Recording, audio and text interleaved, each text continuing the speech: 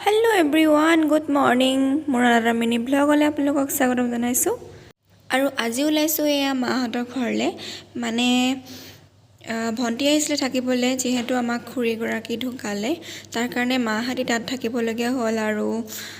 মানে মানুহজনো নাছিলে তেওঁ নিজৰ কামত গৈছিলে সেইটো কাৰণে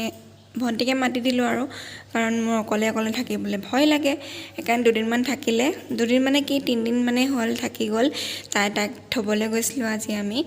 তাৰপিছত আহোঁতে এয়া পৰিৱেশ মানে আহি থাকোঁতেহে দেখাইছোঁ ঘৰত গৈ পাহৰি থাকিলোঁ দেখাবলৈ তাৰপিছতে এয়া ৰাতিপুৱাৰ পৰিৱেশ পিছদিনাখনৰ একেলগতে মিলাই দিছোঁ দুটা ভিডিঅ' মানে আকৌ কৰিবলৈ পাহৰি থাকোঁ মই অকণমান কৰিবলৈ আকৌ পাহৰি থাকোঁ কৰিবলৈ